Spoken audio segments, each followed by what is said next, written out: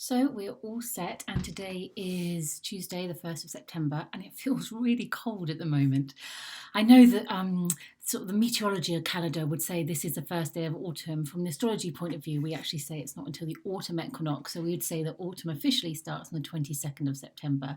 But there definitely feels like a shift, doesn't there, in a kind of temperature. It feels much more crisp. I know when I took Betsy for a walk this morning, it felt kind of darker, and I definitely wasn't going to be taking her out without my coat. But I'm not here to talk about the joys of dog walking first thing in the morning. What I really want to talk about was the full moon that's happening tomorrow.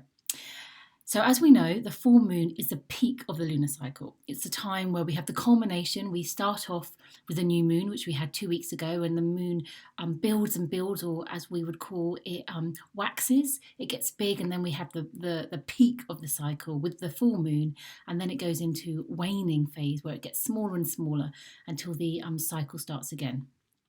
So this is always a time of great note, and it's going to be happening tomorrow morning at 6:21, and that's tomorrow morning, which is Wednesday, the 2nd of September. And it's always worth paying attention to because a lot of information is always given to us around a full moon. So if we're aware of it, we can really look out for it, because if we think about it, there's a lot more lunar um, light in the sky. So what it means on a very symbolic basis is that we often get information given to us around this time. Any blind spots we have, I always say nothing stays hidden under a full moon, because often secrets are revealed. We get a different view on what perhaps going on. We get more information. So it's really useful to be aware that if there's any questions that you have or anything you're not quite clear of, ask, set your intention, because it's a very ritualistic time of the month. We can really do a lot with it. And people often say, what would be the best ritual to do on a full moon? And the thing is, it really depends on yourself. As always, astrology, you can get these cookbooks, can't you, where you open it up and it's like moon in Virgo means this. And we have to remember that you astrology is unique to each and every one of us depending on where our chart is. So for example, if I can take myself for example, I've got an air moon. My moon is in Gemini, so I like lots of facts. I like to learn lots. I always want to share ideas. So if I think about how this moon in Pisces could perhaps be impacting me, what would be the best way for me making the most of it? I would look at, where does Pisces sit in my chart? It sits in my day-to-day house, which we would call the sixth house in astrology. So it's really about shining a light on what is going on in my day-to-day life. What am I missing? What aren't I doing quite right? Do I want to make any changes? Because this full moon is in Pisces. And Pisces is the last sign of the zodiac. It's a water sign. It would call it a water. It's a mutable sign. And it's represented by the two fishes. So we have one fish swimming upwards and one fish swimming downwards, which can sometimes suggest that the Pisces fish can sometimes self-sabotage. They're looking for that sense of unity, that sense of blending, of merging with the universe. There is this real sensitivity that comes with Pisces, this real compassion, this real in tune and feeling the pain of the world in many ways. So this is going to be influencing us with a full moon tomorrow. We may be feeling more sensitive. We may be feeling more emotional. Our emotions maybe feel, quite tidal. We might, on the positive note, we may feel incredibly compassionate and great love towards people. May really want to do acts of service. On a kind of the more of the shadow side, we might find ourselves sort of drowning in our emotions, perhaps feeling overwhelmed, perhaps feeling a little bit confused. If we think about where this moon is going to be in your chart, and again, I mentioned that mine's in the sixth chart. Am I going to be confused in my day-to-day life? Where do I want to put my energy? And I think it's really true. I think about, we've had this long 6 months of lockdown.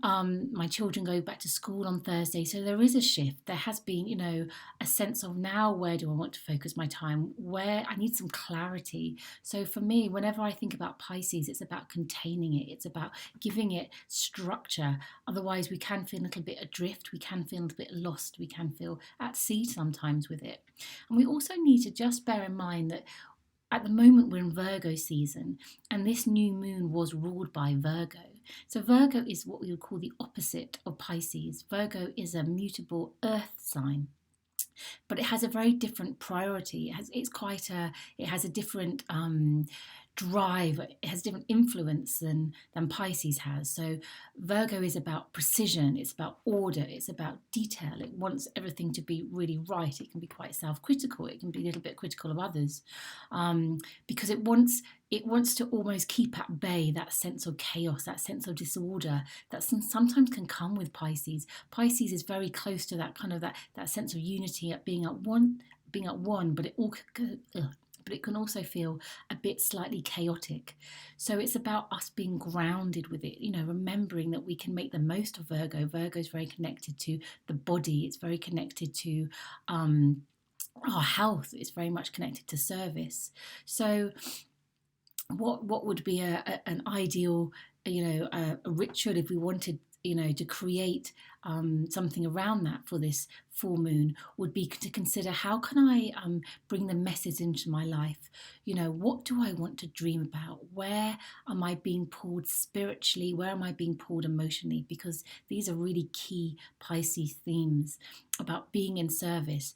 And Pisces is very much connected to the dream world, that magical state. So always pay attention. Whenever we see Pisces in the chart, we always need to pay attention to our dreams. We always need to pay attention to the magic of the world, the things that don't have that Virgo form in many ways. So perhaps it's also a question about, have you lost touch with any of your dreams? Or what is a theme that's coming through? What are you yearning for? What do you wish to create? Because Virgo likes the mundane, it likes priority, it likes order, and sometimes that can come at the expense of our dreams. It can come at the expense of actually giving our lives a true purpose, rather than getting up, that routine, that kind of the safety, the familiarity in a routine. But it can sometimes feel a bit mundane, and sometimes. So this is a chance to use this full moon to shine a light on your dreams, to look at it. What do you want to create? What areas of your life is this showing up for you? The sixth house, which is the house that it's in for me, is also, as well as it's a day to day, it's also about health. It's also about looking after our needs. It's also about being of service. And I think these are really key things that I could really spend some time looking at. One of the best things we can do on a Pisces full moon is almost just allow ourselves to be, just to put some music on and just allow yourself the magic to sit and not have anything to do. Pisces doesn't like pressure. It doesn't like to be pushed. It doesn't like to be overwhelmed in any way. So take the pressure off tomorrow. Just allow yourself to sit under the full moon, or just, even if you can't see it, sit in this full moon energy and just allow any emotions to come up, to rise and fall, and just notice, what is it that you're wanting more of? What is being illuminated in your life so that you can create something different? This is a key time for releasing and letting go of behaviours. It's a key time for letting go of things that no longer serve us. And I think for me, I'm if I think about how I can set up my life, I can have the bar quite high. I can be really sort of tough, and it's not that I want to let go and sort of drop the bar, but I think there is something about bringing more of that magic, to bring in that more of that sense of, rather than that to-do list, which can feel quite strict. It's about being more in flow. Pisces wants to flow rather than being constrained.